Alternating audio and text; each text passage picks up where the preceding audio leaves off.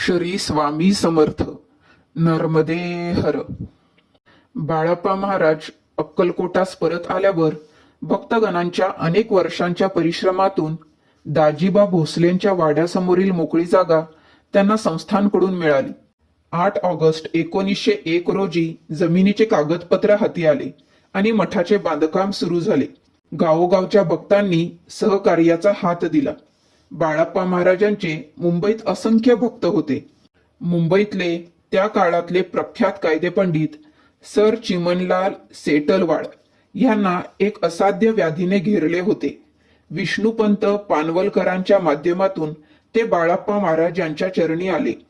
स्वामींचे चरणतीर्थ व अंगारा यांच्या सेवनाने ते दुर्धर आजारातून पूर्ण बरे झाले. बाळाप्पांच्या मठाचे बांधकाम सुरू झाल्याचे कळताच ते अक्कलकोटास गेले व मठाचा गाभारा स्वखर्चाने बांधून दिला. अक्कलकोटचे विठ्ठल टिकाजी उपलप यांनी प्रदक्षिणा मार्गाची इमारत बांधून दिली. मूर्तिजापूरच्या नारायणराव जमादारांनी सभामंडप ते महाद्वार हे पूर्ण बांधकाम स्वतःच्या देखरेखीखाली करून दिले. सर्व बांधकाम पूर्ण होऊन अक्कलकोटात स्वामींचा एक टोलेजंग आलिशान मठ उभा राहिला. तत्पूर्वी अक्कलकोटातील 36 वर्षाच्या वास्तव्यात ते स्वतःसाठी वारभर जमीन घेऊ शकले नाहीत. सर्व सेवेकऱ्यांची घरेदारे झाली. बाळाप्पा मात्र जिथे आसरा मिळेल तिथे राहिले. महाराजांचे कार्य अहोरात्र निष्ठेने करत राहिले आणि त्याचे पुरेपूर फळ त्यांना या हक्काच्या वास्तूने मिळवून दिले. सध्या गुरु मंदिर नावाने प्रसिद्ध असलेली ही वास्तू त्या काळी बाळाप्पांचा मठ म्हणूनच ओळखली जायची. हीच बाळाप्पांची खरी कमाई होती. मठाच्या मुख्य गाभाऱ्यात सिंहासनावर महाराजांच्या चैतन्य पादुकांची विधिवत स्थापना झाली आणि चिदानंद वाड्यातील गुरुदरबार गुरु मंदिरात भरू लागला. अक्कलकोटात स्वतंत्र मठ स्थापन करण्याची गुरुआज्ञा भक्तगणांच्या सहकार्याने सफल झाली. गावोगावची मंडळी पत्र पाठवून आपल्या अडीअडचणी त्यांच्या निदर्शनास आणीत व बाळाप्पा महाराज भक्तांच्या पत्रांना त्वरित उत्तरे देऊन त्यांच्या समस्यांचे निराकरण करीत. झाशीचे विश्वनाथ केळकर ते बाळाप्पांचे परमभक्त. मंदीचे सावट येऊन व्यापार उदीम ठप्प झाला. त्यांनी अक्कलकोटास पत्र धाडले. या बिकट स्थितीतून मार्ग कसा काढावा अशी विचारणा केली. त्याचे उत्तर आले, स्वामीदासांना नित्य दिवाळी दसराच असतो. स्वस्थ राहावे, काळजी करू नये. बाळाप्पांच्या या उत्तराने केळकर सुखावले. अल्पावधीतच मंदीचे मळब दूर होऊन व्यापार उदीम वधारला आणि केळकर ऐश्वर्य संपन्न झाले. एका दत्त जयंतीला शेकडो लोक जेवून तृप्त झाले. समाराधना समाप्त झाली आणि अचानक 100-200 मंडळी प्रसादासाठी उपस्थित झाली. सेवेकऱ्यांचे धाबे दणाणले, पण बाळाप्पा महाराज शांत होते. त्यांनी काशीनाथ मस्करांना सांगून जे अन्न शिल्लक होते त्यावर स्वामींची छाटी टाकली आणि पाने वाढायला सांगितले. त्यात अनेक पंक्ती उठल्या. सर्वजण प्रसाद घेऊन तृप्त झाले. तरीही काही अन्न शिल्लक होते. ते अखेरीस गोरगरिबांना वाटून टाकले. दुष्काळात प्लेगच्या साथीत बाळाप्पांनी केलेले कार्य अनन्यसाधारण आहे. अखेर 1904 साली बाळाप्पांनी संन्यास घेतला व ब्रह्मानंद सरस्वती ह्या नावाने पुढे 5-6 वर्षे कार्य केले. अशातच 1910 साल उजाडले. बाळाप्पांची प्रकृती बिघडली.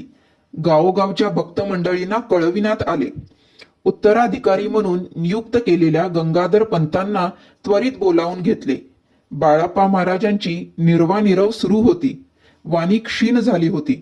बाळाप्पा महाराजांचे उत्तराधिकारी होण्याची मनीषा बाळगणारे काही संन्यासी, रामदासी व गृहस्थाश्रमी पुढे पुढे करीत होते. तर कन्या सुंदराबाई आपला पुत्र गुंडोपंत याची वारस म्हणून वर्णी लागेल या खात्रीने सर्व कारभार जातीने पाहत होती.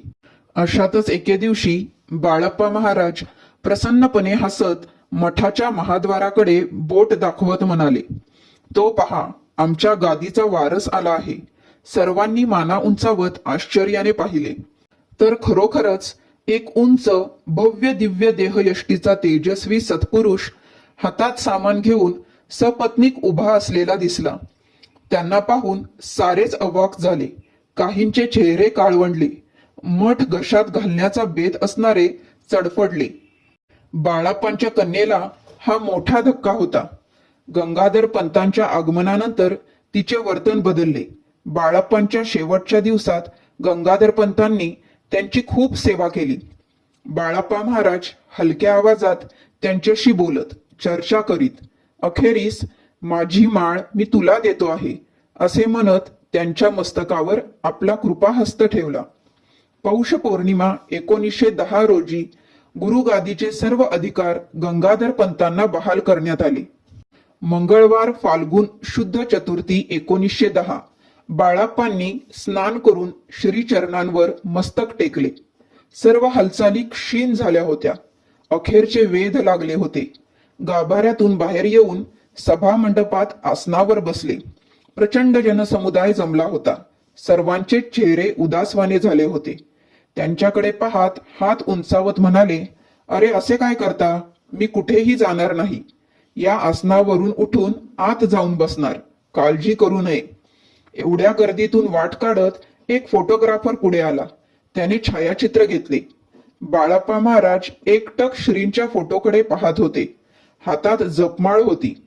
अशातच एकाएकी ओमचा प्रणवनाद झाला आणि बाळाप्पांचे पंचप्राण पंचतत्वात विलीन झाले.